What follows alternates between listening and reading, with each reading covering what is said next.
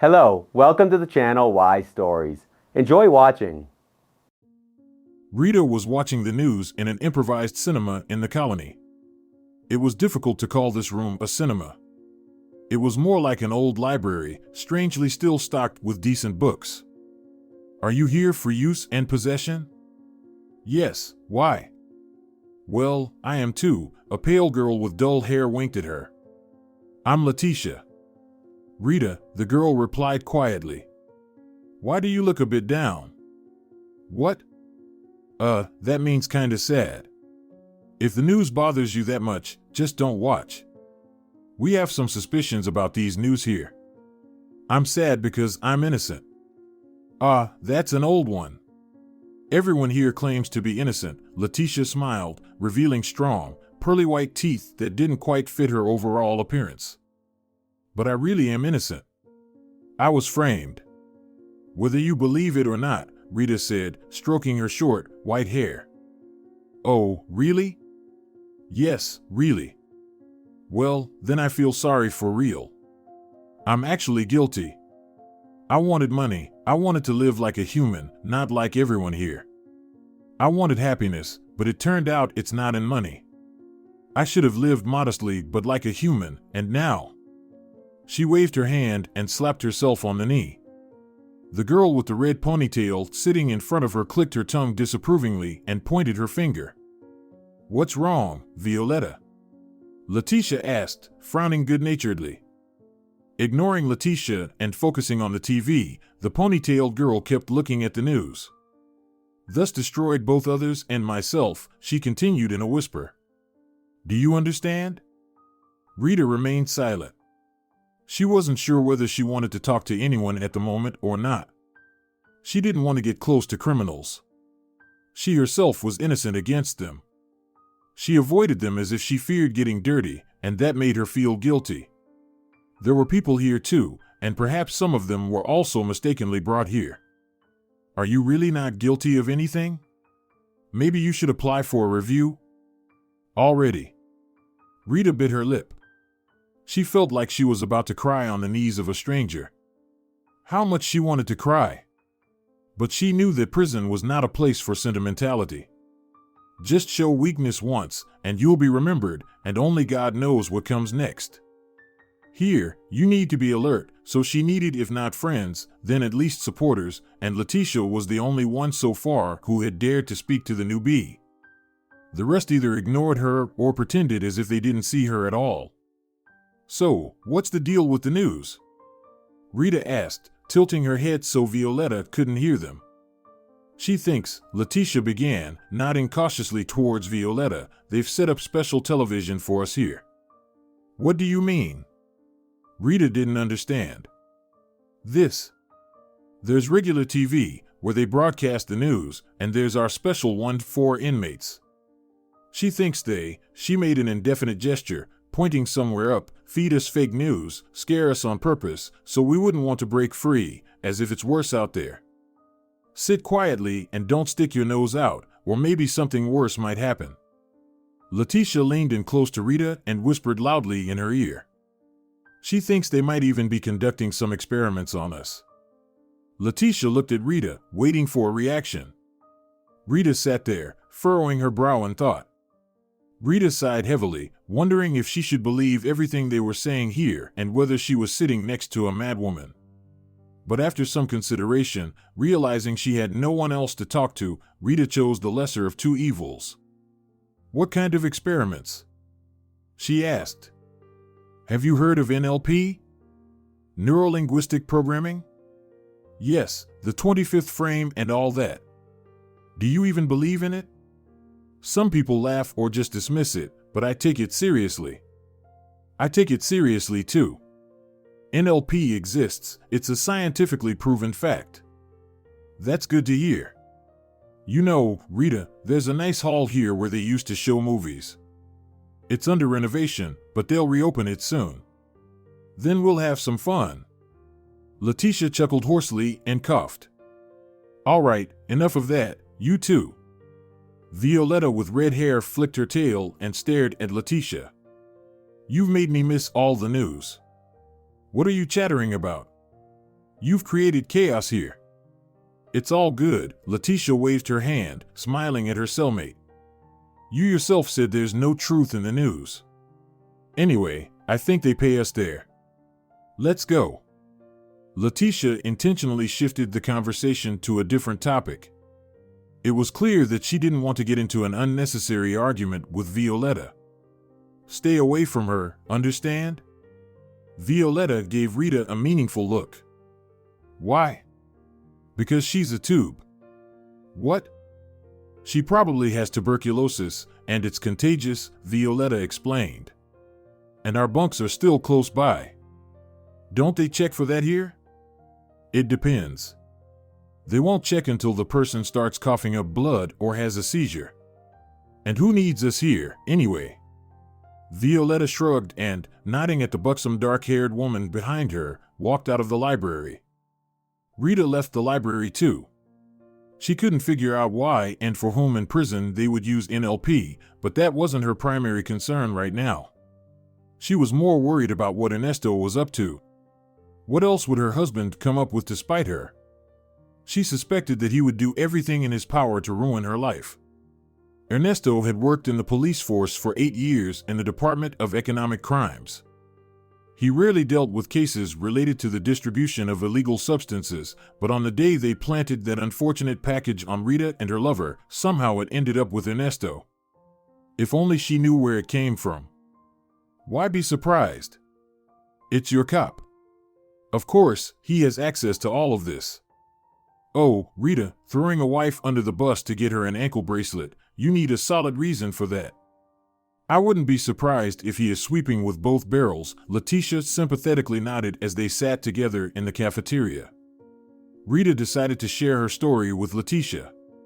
There was nothing to hide, and no shame in it. Well, except for the fact that, as Leticia put it bluntly, she ended up here like a chicken in the soup. He doesn't sweep. You may not know. How can you hide something like that? You can hide it for a while, and then it's too late to change. What do you mean? I mean that you won't be able to quit. It's all about addiction. The human body is a strange thing. When it comes to something good, you'll force yourself to use it, but you won't get used to it. But when it's something nasty, one accidental try is enough. Are you serious? Trust my experience. There are substances to which the body gets addicted immediately and forever. Which ones? Not here, she whispered. I'll tell you some other time when we're out for a walk, if you're interested. I don't want them to think I'm giving you instructions here. For the first time since she arrived, Rita laughed. Suddenly, she started to think about Ernesto again, and he wouldn't leave her thoughts today. Your Ernesto has always been stubborn, her mother would say. Women like stubborn men and all sorts of scoundrels. That's what you fell for, my silly girl. You thought, a strong guy, a macho, a brute. Her mother waved her hands dramatically, and Rita found it funny, and she would have laughed if it weren't so sad. Oh, come on, Mom. Dad was stubborn too. That didn't stop you from marrying him. I'm completely different. Don't even compare. Why not? Because your father didn't pretend to be a brute in the kitchen. He put on an apron and peeled potatoes. He was a brute at work or when he defended his rights, not at home with his wife or children.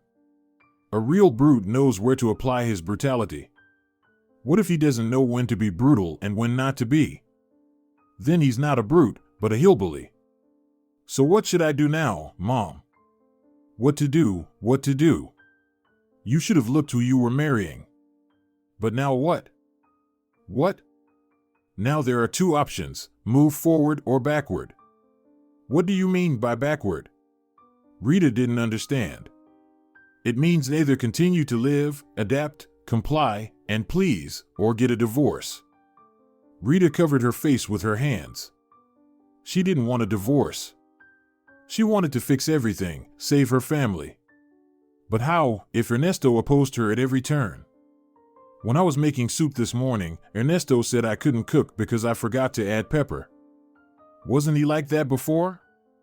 No. Then either he was pretending, in a trial period, or he's just en cherche la femme. Do you think he has a lover? It's possible. Would you like coffee with cream or just black? With cream, no sugar. Mom, how can I know if he has someone else? Her mom bit her lip. It was clear she regretted her words. She didn't want to voice her suspicions because if she did, Rita would have nothing to hold on to. She fell silent, opening the oven, from which a rush of hot air with the smell of baked apple strudel escaped. The apple pie is ready, she said calmly. It smells delicious, Rita smiled. She didn't want to dwell on the conversation about Ernesto anymore, but thoughts of him treacherously scratched at her heart with cat's claws. Of course. These are our own apples from our garden. Rita, I ask you for one thing, no matter how it turns out, don't do anything foolish, don't darken your heart. Mom, what are you talking about now? She took a sip of her coffee, slightly wincing as it was too hot. A few seconds later, a pleasant warmth spread throughout her body. She felt this way only in her mother's home. They say home is where Mom is, she suddenly thought. I'm talking about not seeking revenge on anyone, no matter what happens. In difficult situations, God is the best helper. You should go to church for answers, understood? Understood. And in general, focus on something productive. Why do you keep taking photos all the time? Look at Erna Velasquez's daughter, she got a job as the head accountant at a hotel. Do you know how much she earns? Rita sighed heavily. Her curls fell onto her forehead as she grabbed her head and cried bitterly. Come on now, my dear, that's enough. What's wrong with you? We'll get through this. Stop it, okay? How little you know me, Mom, Rita thought. Even you, the person closest to me, don't understand why I'm crying, why I'm in so much pain. I'm not in pain because Ernesto might have found someone else, but because you still don't believe in me. And if even you don't believe in me, who will? A couple of minutes later, Rita wiped away her tears. She knew she could handle everything on her own. Right now, she needed one thing: unconditional love from anyone, even if only for a moment. Her mother loved her, of course, but Rita felt like she had to constantly earn that love. It was like a short sprint race. If she didn't make it on time, she lost. Rita, you're a chronic lateness, once joked her history teacher at school, tired of scolding Rita for her constant tardiness. Rules also annoyed Rita and prevented her from concentrating. Rita was a responsible person. She tried very hard to meet deadlines and adhere to rules, but it never worked for her. She could abandon a flash drive with old unprocessed photos and start working on new ones. However, she couldn't explain to herself why she didn't want to work on those specific photos. Oh, this golden boy, Rita muttered, calming down. What are you talking about? Her mother didn't understand.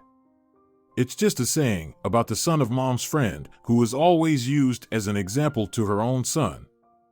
But in our case, it's the daughter of Mom's friend. Oh, that. Well, I just want the best for you. Mom, I'm a creative person, a humanitarian. What do I need accounting for?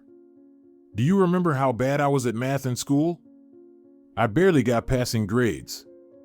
That's not what I meant, Riri. Then what did you mean? I meant that you need to learn how to earn money finally.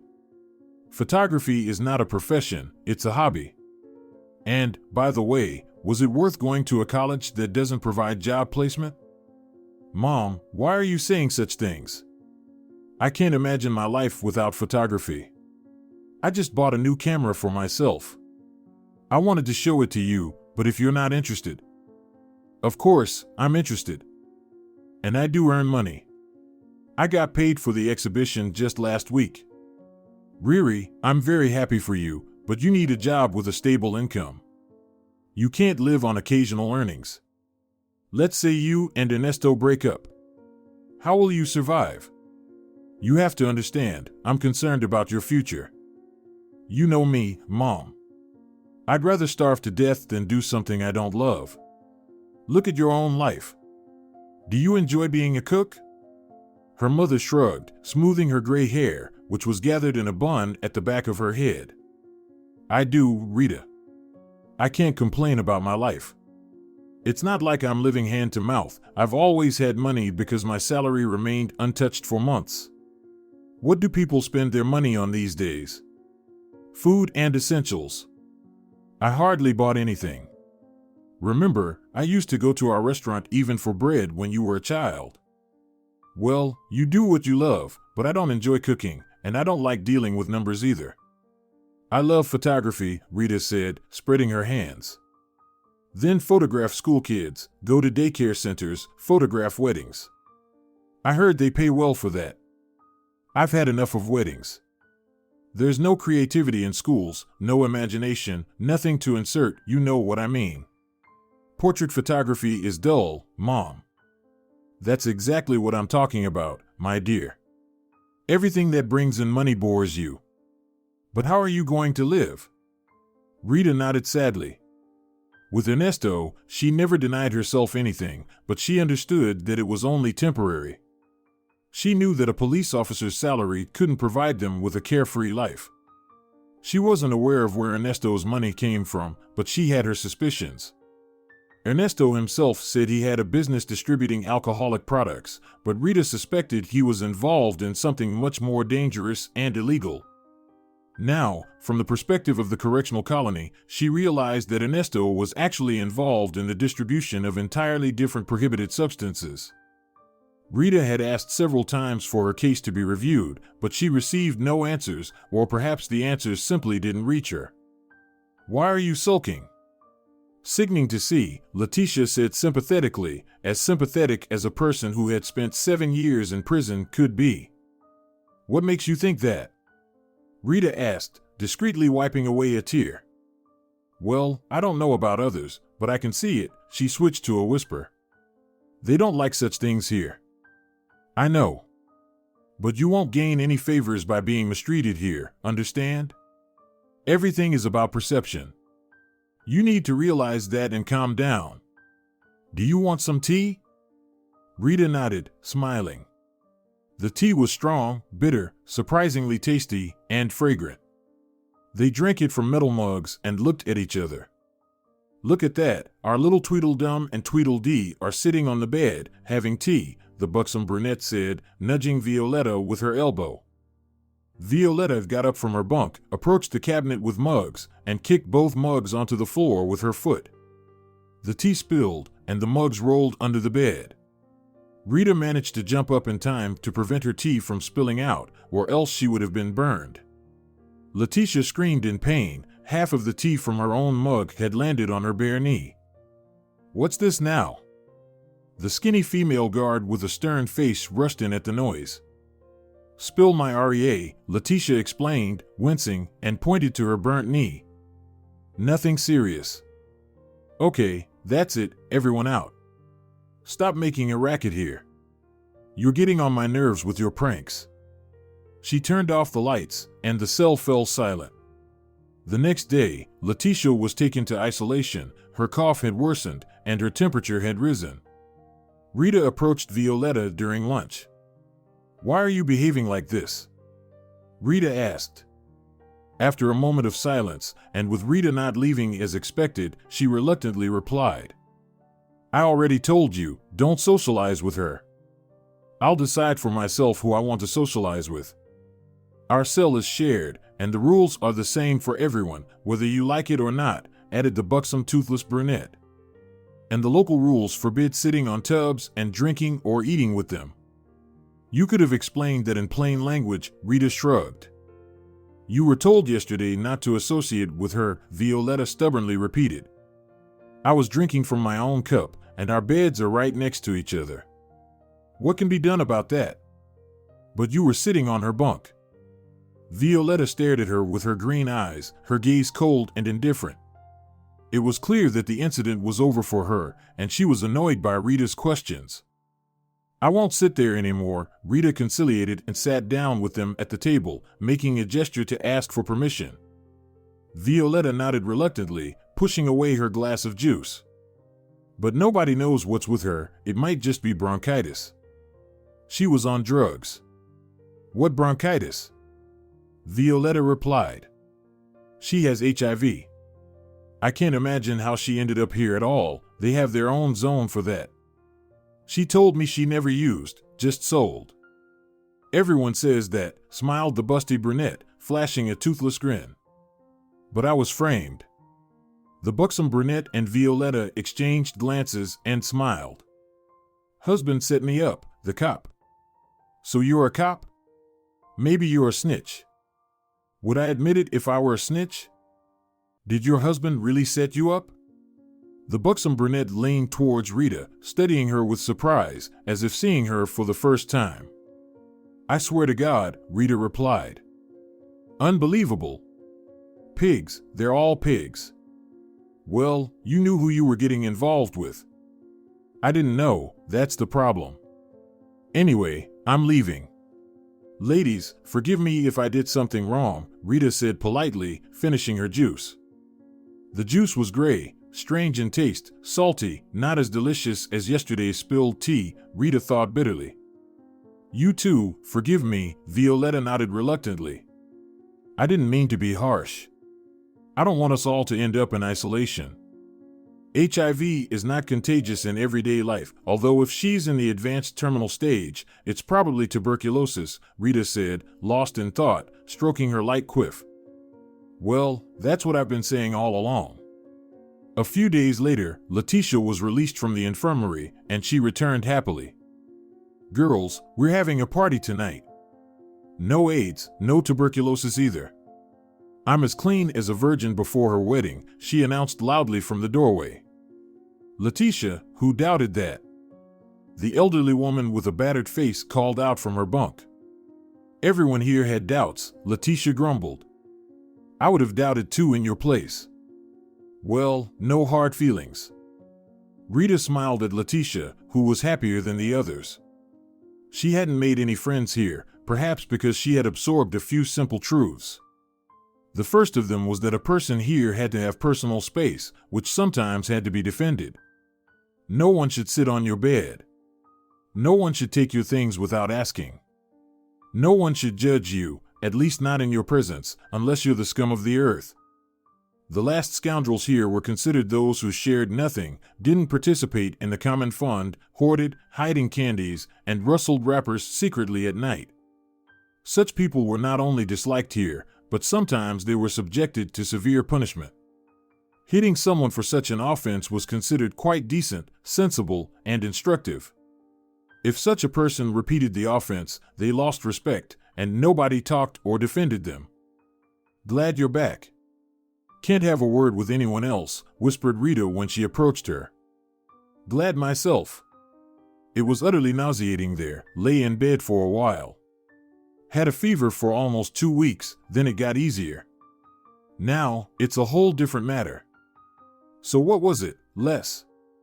Pneumonia, she waved her hand, Rita laughed.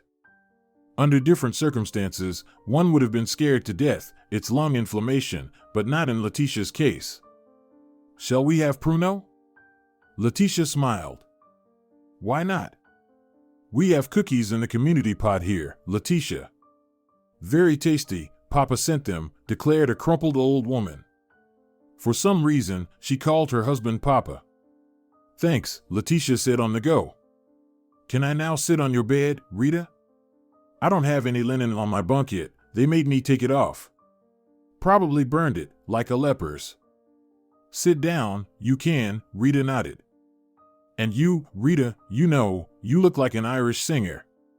Just a spitting image, if it weren't for the blonde hair, Leticia suddenly declared. Like Dolores O'Riordan, maybe? I've been told. No, the one who sings the song about zombies. Remember, girls, Leticia turned, scanning her cellmates with her eyes. Remembered. She hit her forehead comically, Cranberries, the band, I think. That is Dolores, Rita smiled. I know, really similar. Just the same face if you were painted dark. Wish I had such looks, I'm just a colorless moth. You're just sick, Leticia, Rita cheered her up. Yeah, healthy I'm white and fluffy. That night, Rita barely closed her eyes. In the short minutes when she managed to fall asleep, she saw Ernesto. She dreamed that he came to her here in prison and asked for forgiveness. Opening her eyes, Rita suddenly realized that she was on the verge of sleep and reality when she decided to forgive him, and she became frightened. She wasn't afraid that he would come and they would meet. She was scared that she would really forgive him. And if she forgave him, she would sit in the correctional colony for another 9 years. No, this must not be allowed. Ernesto must be held accountable for his misdeeds. Evil must be punished, her mother always said, who now sent her rare letters with very dry and superficial text. They were short, unlike Rita's long, detailed ones. Did her mother still not believe her? Receiving these letters, Rita finally understood that her mother considered her hopeless and worthless. Each one hinted phrases like, "See, I told you so," or "I warned you." Rita could never prove to her mother that she was worth something. Moreover, the worst happened, something even her mother did not expect from her. She managed to end up behind bars. Winter had arrived. The days stretched on agonizingly long, but as everyone here said, you shouldn't constantly think about getting out soon, you just need to live. Although, to be honest, everyone was only thinking about how to painlessly pass the time. The experienced one said that the last months before getting out were the longest. But what did it matter to Rita if her sentence had just begun? "Are you planning to waste 10 years here, Dolores?" Violetta asked her once. This harmless nickname stuck to her ever since Leticia told everyone that Rita looked like the singer.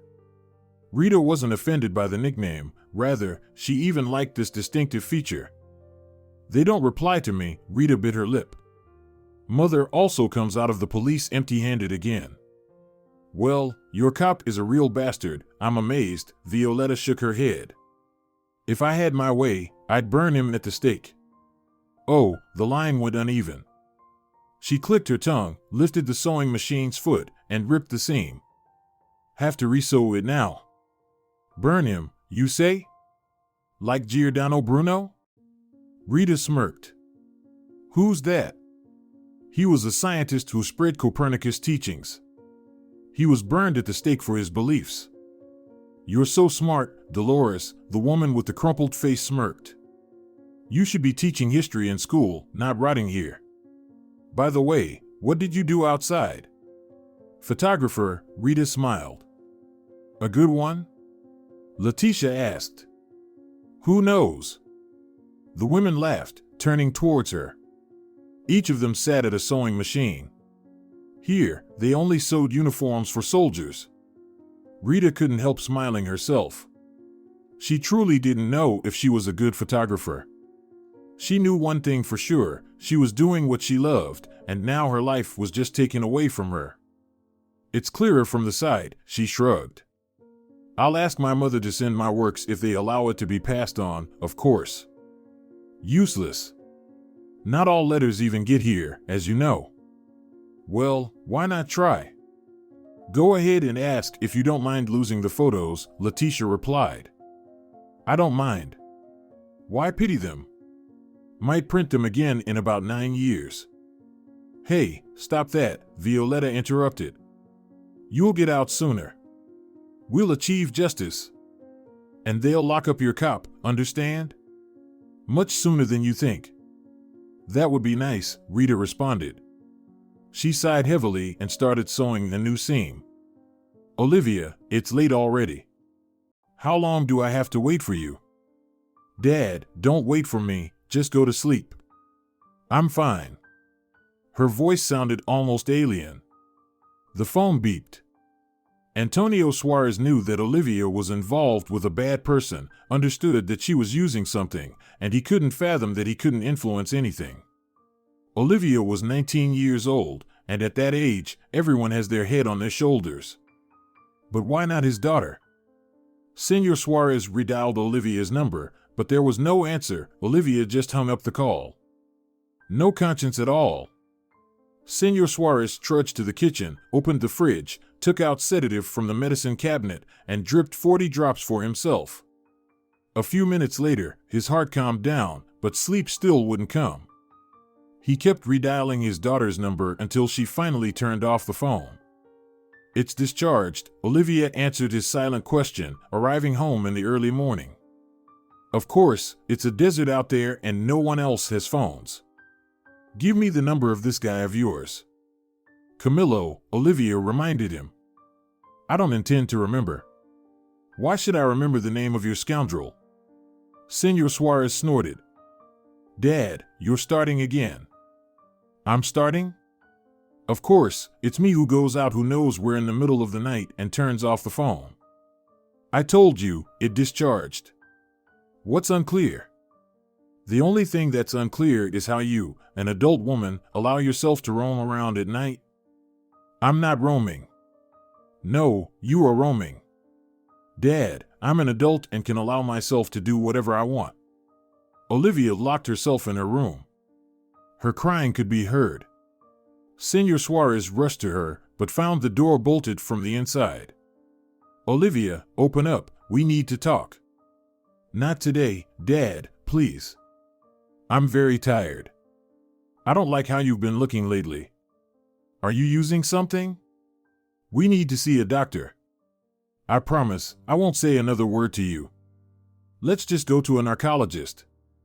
I'm begging you." "I'm not using anything." "You're imagining things, Dad. Always dramatizing." Olivia approached the mirror. She was so pale, her face bluish, that the snow outside seemed rosy in comparison. Now, with mascara smeared across her face, she looked even more like a ghost. She couldn't imagine how much her appearance had changed in just a few months. "Dad." "Olivia, open up." "I can't," she whispered with trembling lips. Her ears were ringing, her lips stuck together. Suddenly, her head spun, and she collapsed, awkwardly twisting her leg. "Olivia, open immediately." "Dad, Dad, help me, Daddy." "Olivia, what's wrong? What's happening with you? Please open up." Hysteria crept into his voice. "My heart, I can't breathe." "Dad." "Olivia, I'm coming, hold on."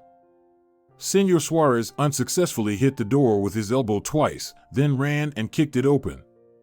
Olivia was lying on her side, foam on her lips. Senor Suarez howled and rushed to his daughter. Trembling, he pulled out his phone and called an ambulance. Then he wiped her lips with his sleeve, turned Olivia onto her back, and started CPR, but it was futile. Olivia seemed to be disconnected from some program within a minute. Senor Suarez cried and shook her, kissed her cold fingers, embraced her, begging her to wake up, but Olivia wasn't breathing. The arriving ambulance pronounced her dead from a heroin overdose. How could this happen? Senor Suarez lamented after the forensic examination. Silver strands had appeared in his black hair over the last few days. Why didn't they revive her? They do revive people. Olivia Suarez? Just a moment. Overdose, poisoning, incompatible with life. 8 doses, medics are helpless here. Nothing could have been done, don't blame us. I have no complaints against you, or anyone. I'm the only one to blame, and also the one who got her hooked on this stuff. He deserves the gallows. The doctor nodded silently, typing something into the computer. But he can be found. Who? The dealer? I understand everything, but your daughter won't come back. What good will that scoundrel do you? Let the police handle it, they'll find him.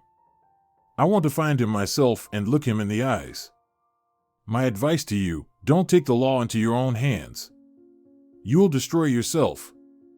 If I destroy myself, then so be it. I had no one but Olivia. There's no point in living now. The young dark-haired doctor reminded Senor Suarez of his younger self. His badge read, Isaías Caballero. The same haircut, the same upturned nose, the same proud posture. The doctor felt Senor Suarez's gaze, but pretended not to notice, continuing to type on the computer and briefly answering questions. I will find him, Suarez informed the doctor for some reason. You're deliberately leaving me as a witness, Caballero smiled sadly, flashing a metal tooth. Do you even understand what a drug dealer is? Not really, admitted Senor Suarez. Think you can just reach him easily? It doesn't matter how much time and resources it takes to find him. I'm ready for anything. It's a matter of principle. Caballero nodded perplexedly, adding, You didn't tell me anything, and I didn't hear anything. Of course, Doctor. My condolences to you. I advise you to take control of yourself and think it through. I won't try to dissuade you anymore. I'm not sure I wouldn't do the same in your situation. Caballero shook Senor Suarez's hand and escorted him to the corridor. Outside the door, a distraught elderly plump woman with a pile of documents practically pounced on the doctor with her questions. Caballero winked at Senor Suarez and waved goodbye. After burying his daughter, Senor Suarez was beside himself. He couldn't sleep, eat, or work. He meticulously avoided communication with acquaintances and friends trying to console him, methodically searching for the dealer who got his daughter hooked on heroin. I must admit, I noticed some oddities in Olivia, Senor Suarez told the police officer who came to his house for a report. Sometimes she smelled strange. Not like beer, but something sweet. I thought it was some kind of liqueur, but now I think it was marijuana. I had suspicions about weed, but I didn't take it seriously. I thought, who didn't try that stuff in their youth? That was a fatal mistake. There are no half measures in these matters. You have to stop it immediately and completely. Well, what's done is done, he waved his hand and sobbed. Excuse me. Senor Suarez went to the kitchen, grabbed nitroglycerin from the table, and returned. And then, he continued, sitting down at the table and picking up the fallen police report, money started disappearing. Not large amounts, just small change. My oversight again, ownerless dollars. Those devils knew our family was well off. But I've already told all this to your colleagues. He sighed heavily. What was she lacking? The police officer said, looking around the richly furnished apartment. My Olivia had everything, said Senor Suarez bitterly. Apparently, she wanted some thrills. By the way, have you found Camilo yet? To find out who he is. Maybe he's involved. Unfortunately, not yet. Nobody knows anything. Well, if you find out anything, please let me know. Of course, Senor Suarez. You also assist us from your side. If you find out anything, we're always available. Thank you. The young man awkwardly shuffled on the threshold for a minute, as if intending to say something, and then left. A few days later, Senor Suarez, through questioning his and Olivia's acquaintances, found out Camilo's address and showed up at his apartment. Camilo appeared in shorts, slightly drunk, but quickly reacted to Senor Suarez's presence, instantly trying to close the door. However, Senor Suarez wedged his foot in, grabbed Camilo by the chest, and pushed him to the floor. So, you recognize me, brat? Camilo looked at him with a cloudy gaze and silently moved his lips, signaling to let go of his t-shirt, which was almost choking him. I know you, Camilo finally spoke when Senor Suarez loosened his grip. You're Olivia Suarez's father. Clever. What next? What will you say in your defense? I'm not guilty of anything. Original, Senor Suarez sneered, pressing his knee on Camilo's chest. Is that instead of begging for your life? Please, let me go. Hear me out first, then hit me if you want. At that moment, Senor Suarez clutched at his heart, feeling such heat in it that he released Camilo and himself collapsed on the floor, writhing in pain. What's wrong with you? Camilo asked in surprise. Are you okay, Senor Suarez? Senor Suarez nodded. He continued to breathe heavily on the floor, feeling as if his heart was about to jump out of his throat. I'll call a doctor. Camilo shouted. No need, Senor Suarez rasped. Pills. Where? In your briefcase? Senor Suarez nodded. Camilo rushed to Senor Suarez's black leather briefcase. There are no pills here.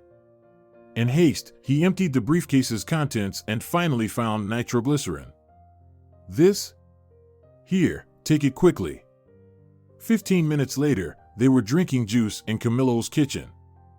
"I never used, stored, or distributed prohibited substances," Camillo answered Senor Suarez's unasked question. "But you knew something. Olivia couldn't have hidden it from you. You were dating." "Not for long, about 4 months. I had suspicions about Olivia, I won't lie, but she never did it in front of me. Whenever I asked, she said she was sick, getting some drips, taking some pills." Tears welled up in his eyes, and he sniffled childishly. "If I had known it would end like this, I would have told you, I swear. I wasn't sure. How could I offend you with my suspicions, especially since she didn't even introduce us? I was also unsure. Will you have some pie?" "Strawberry, my mom baked it." "Thank you, I don't know. I forgot when I last ate." "Eat up." He cut a large piece and placed it on a plate in front of Senor Suarez, "or you'll wear yourself out. You need to find a way to live on." "Need to, but I still don't see why." "Why?" "For Olivia. She certainly wouldn't want you to follow her." "Certainly not." "The pie is delicious." "Tell your mom thanks." "Will do. And forgive me. I was somehow sure you got Olivia into this." "No need to apologize. I would have thought the same, it's the most logical assumption." "Then tell me, where were you on the evening of the 18th? "Olivia said she was with you." "Yes, she was at my place. I remember it well. I sent her home in a taxi around 12:30 a.m. But she only got home in the morning. That's the crux of the matter. I swear, I haven't seen Olivia since 12:30. My mother can confirm it, she just came from her shift." "All right. What were you doing between 11 p.m. and morning?" "Sleeping," shrugged Camillo.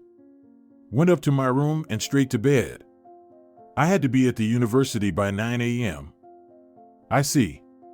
Forgive me again. I'm just at a loss." Camillo nodded, staring at the floor. He found it hard to look into Olivia's father's eyes. 3 months had passed since Senor Suarez began his investigation. One day, he received a call from an unknown number. "Senor Suarez, hello. This is Dr. Isaías Caballero. Remember me? You took some documents from me. We need to talk. I remember you well. You helped me a lot. Should I come to your clinic? I'm afraid that would be inconvenient. Let's meet at the Petunia Cafe in 2 hours. Remember where it is?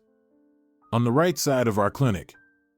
2 hours later, they were sitting in the cafe, drinking Arabian coffee.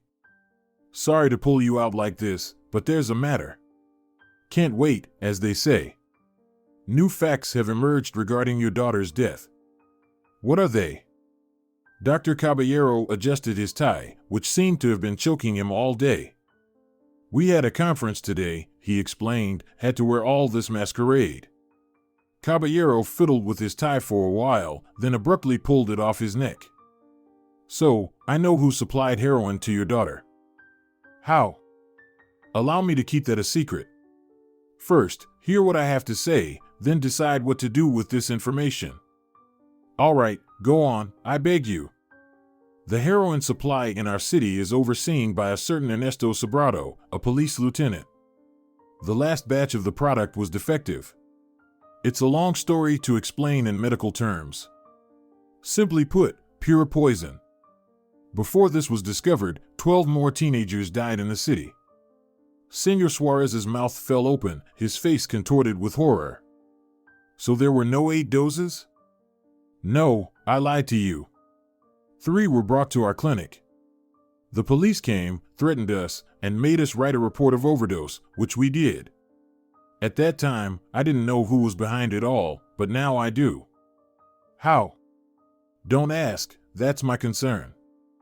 "Why did you decide to change your mind?" "First, I have 2 children, and it's my duty to protect them. Second, to be able to sleep at night. Since that day, I haven't slept a single night. Third, I know Sobrado intends to continue. He's planning to set up in other cities. We must stop this. Does anyone else know about Sobrato's crimes? A few police officers he interacts with, a couple of medics, and now us. The foot soldiers selling don't know who they're dealing with. So, you didn't tell me anything, and I didn't hear anything from you, said Senor Suarez. Why? Caballero was surprised. Because you have children. You shouldn't put yourself in danger. I'll handle it myself. We've already put ourselves in danger by not reporting the crime. And besides, can one person take down such a hydra? We'll see who outsmarts who. That evening, Senor Suarez called his old classmate. Tomas, it's me, Anton Suarez. We need to meet, there's something important. What's up, Tony? Haven't heard from you in 3 years, and suddenly you're dropping in like snow on my head, Tomas chuckled.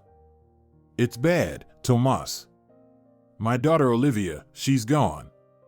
There was a pause on the line, Tomas's voice shifting from mocking to serious. How long ago? 3 weeks. I need your help. I'll do what I can, no doubt. Then I'll expect you at my place in an hour, okay? All right. 40 minutes later, Tomas arrived at Suarez's. They stood embracing for a minute before proceeding to the living room. Are you still in the force? You're asking? Where else, my dear? Once in, there's no getting out, you know. Whiskey? Yes. Got ice? Yes. They drank without clinking glasses. If you don't mind, I'll get straight to the point. Of course, Tony, I'm short on time too. I'm listening. There's this guy Ernesto Sobrato. I know him. A local lieutenant bumped into him at the station. What about him? Well, this local lieutenant, as you put it, is a drug baron. That's impossible. It is possible, Tomas, very possible. So, because of Sobrato, 13 teenagers died in our city 3 weeks ago. Overdose? What are you saying, Tomas? Think about it. An overdose for all on the same day? That doesn't happen. Then what? Counterfeit stuff. Wow. What's to be done then? Tomas leaned back in his chair, his thick brown eyebrows furrowing. That's exactly what I wanted to ask you. I could take this scumbag down myself, but won't his successor just continue the business? Don't be hasty, Tony. I understand you, but we need a different approach. Let's do this. I'll conduct my own investigation, and we'll discuss everything before acting. I won't do anything without your knowledge. Okay, let's have one more glass, then I need to go. It's my wife's anniversary tomorrow, guests and all that. I won't invite you, you're in mourning, so we'll keep in touch by phone. I'll start the investigation right today, no anniversary will stop me. It's urgent. One day won't make a difference, Tomas. Enjoy the celebration. I won't be doing anything myself, just giving instructions to a reliable guy. Trust me, if the information is correct, we'll unravel this snake's nest. We've seen worse, understand? I understand. Thank you. Nothing to thank me for yet. Still, thanks for your support. All right, I'm off, see you later. The bulky figure of Tomas Aravena, a DEA agent in the FBI, disappeared through the door. Senor Suarez couldn't say he was completely reassured, but the case was taking a turn, the investigation was moving forward, and that was a reason to be pleased. 3 days after the meeting, Aravena called Senor Suarez, proposing to meet in an hour at the lobby of the Armada Hotel. Armada was located in an old, shabby building. For some reason, Senor Suarez liked it. Passing Armada, he felt as if he was returning to his youthful past, where everything was as it should be, and everyone was poor but happy. You're expected in the restaurant, whispered the receptionist Ella conspiratorially. I'll show you the way, she added, mysteriously smiling. At the restaurant, the ambience was surprisingly exquisite and luxurious, contrasting starkly with the exterior of the hotel. The lighting was dimmed, and they were the only two present. The restaurant isn't open yet, But the hotel made an exception for you, explained Ella, her shiny black hair styled into a shell. That's nice to hear, thank you, Ella. Well then, I leave you in the hands of your friend and our attentive waiters. She smiled mysteriously again and vanished before Senor Suarez could take a closer look. A bottle of Remy Martin and 2 brandy glasses were on the table. I won't eat, Senor Suarez declared immediately. A fish plate, maybe a salad too, Aravina ordered the waiter. We have delicious desserts, like Napoleon. Bonaparte? Aravina joked. The waiter looked questioningly at Senor Suarez. Thanks, I won't eat, he repeated stubbornly. Trying to starve yourself? You need to eat, Tony, whether you want to or not. I just don't want to. Then drink. They took a sip of brandy. Listen up, my friend. We've unwittingly gotten into something very serious. Your sobrato is the right hand of Capitan La Rosa, a big fish, Aravina said, picking up a long, thin piece of trout and gracefully eating it. So what should we do now? We're knee-deep in it, right? More like neck-deep, because La Rosa is likely getting good kickbacks from this. Your Ernesto Sobrato is just a pup in this game. But he knew about the poisoned batch, unlike La Rosa, and didn't recall it. Moreover, this devil apparently put his own wife, Margarita Sobrato, behind bars by planting a packet of coke on her, while he entertains himself with a young mistress at his country house. He's on vacation, tired from such a hectic life. How long has his wife been in jail? Almost a year. She got 10 years in total. Either she didn't appeal, or he's blocking it. Who knows? Why would he do that? Well, it's easier without the wife. Senor Suarez felt uneasy. An innocent person serving time? Yes, it happens, my friend. Unfortunately, it's not that rare. Pity the woman, though. Can you? Listen, I've got enough problems with your drug knot. Now you want to drag me into a legal case? No, don't even ask. You wanted to lock up Sobrato? We'll lock him up. Let the court deal with Senora Sobrato. Maybe they'll even acquit her. Listen, Aravina, you've always been the voice of conscience. What happened to you? Let's help this poor woman. She might have children. They don't have kids, I checked. Still, just imagine a young, innocent woman behind bars. That's hell. It's like if they locked up my Olivia or your wife for no reason. Ah, you devil. Give you an inch and you take an elbow. Haha, that's my friend. Deal? I'll do whatever it takes, help you out. All right. Let's help her. But first things first, Sobrato. We'll deal with Senora Sobrato later. Listen, you don't even know her. Why do you care so much about her? I care about justice. All right, we'll see what we can do. Aravina ate a piece of halibut, washing it down with brandy, and sniffed a pickled cucumber. Bring me a mushroom soup, Senor Suarez briskly ordered the waiter. That's more like it, smiled Aravina. The soups here are good. Senor Suarez gazed out the window. It was drizzling, people were walking in the distance, and for a moment he thought he saw Olivia waving at him with a white scarf. A good sign, he whispered to himself.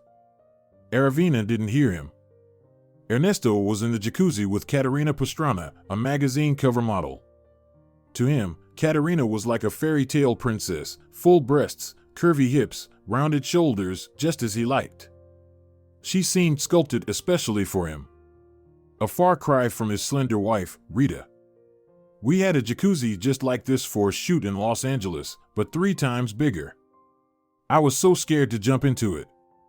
But unlike your silly Rita, I can swim, she said, flipping back her wet hair. Why do you keep bringing her up? She's been locked up for a year already. I'm scared they might release her early. What will happen to us then, Erno? I'm really scared. Sometimes I see her in my dreams. She comes and starts strangling me like this. She wrapped her arms around her neck. Forget it, Cat, forget about her. I'll make sure she never gets out. But she only got 10 years. In 9 years, she'll be out and after us. Ernesto embraced her shoulders and pulled her closer. Water spilled over the edge. They playfully fought in the pool, laughing for a long time. When they sat in front of the huge screen, Ernesto turned on an old black and white comedy. Only grannies like your Rita watch these kinds of movies. Let's watch a melodrama. Erno, it's almost 2 years for us. And I think you forgot something. What?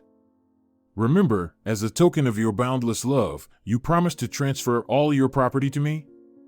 I promised, so I'll do it. When? Maybe in the spring. But that's half a year away. Why so long? Because I first need to divorce Rita. Kat pouted and turned off the movie, curling up on the sofa. Ah, the familiar pose of a sulking kitten. I know. Ernesto approached and embraced her. Her sky blue eyes filled with tears. Kat, just hold on a bit longer. I'll divorce and transfer all my property to you, then we'll get married, okay? Understand, it's not the right time now. You always say it's not the right time, Erno. She grabbed a magazine with her picture from the coffee table and started flipping through it, absorbed. Can't get enough of yourself? I hear the sarcasm, she replied. I didn't get to read it yet. There's a lot of useful information. I need to at least read about myself. I gave an interview. There's a lot of useful information in books, Kat, so you're missing out not reading them. Maybe you can recommend something worthwhile? There's a whole cabinet left from Rita. Kat glanced at the huge cabinet in the corner of the room. Open it and read. No yellow press there, only Tsimis. What's Tsimis? You'll see. Kat wrinkled her nose, a gesture she often made when she disliked or didn't understand something. This was one of those moments. Ernesto liked it when Kat wrinkled her nose. She reminded him of a Persian kitten named Daisy that lived with his neighbor. Daisy was exceptionally fluffy and looked like a small ball of red fur from a distance. When Daisy ventured into their yard, Ernesto would catch her and scare her with a loud meow before letting her go. Daisy would get startled but returned out of curiosity the next day. Tsimis, my dear Kat, is something that stands out from the standard for the better. For example, something very beautiful or tasty, or maybe just unusual or of high quality.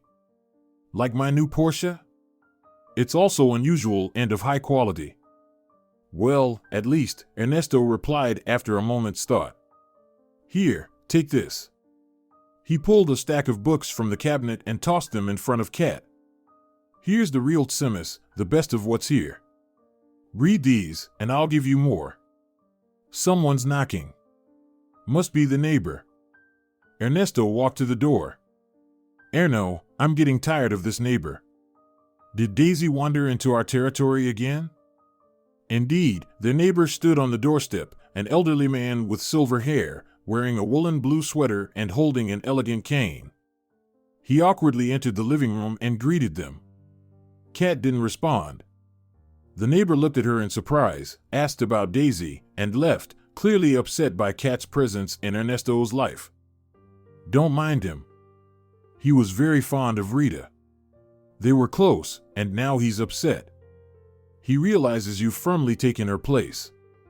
Tell him not to come around anymore. And if his cat comes here again, you deal with it. All right, dear. Just don't get worked up over such trivialities. Let's go to bed, I'm exhausted. What a long day. Early in the morning, Ernesto and Kat heard some noise in the living room. It's that annoying kitten again. How does she even get in here? Kat grumbled, arming herself with slippers, but then she froze in shock. A few steps away stood Rita Sobrato, Ernesto's wife, and this was not a dream. Her hair was cut short, and she looked a bit emaciated, but her resemblance to Dolores O'Riordan was unmistakable. Rita looked at them in bed, smiling scornfully. You're supposed to be in prison, Ernesto started, but Rita cut him off. I was, but they released me. I'm innocent. And they know everything about you. Gloves are off, Sobrato.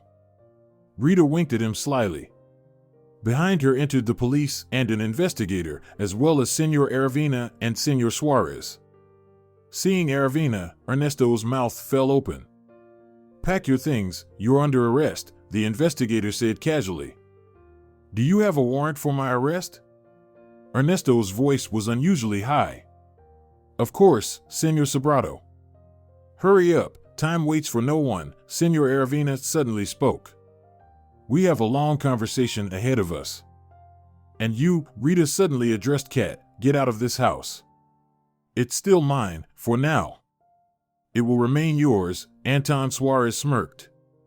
"Your husband won't be coming back here for the next 20 years, he's going on a long vacation. That's where he belongs." Rita exhaled with relief and, smiling happily, stepped outside. She picked up Daisy, the little cat, in the yard and went to have coffee with her neighbor, complete with his signature cranberry jam. If you're enjoying it as well, leave a like and subscribe to the channel.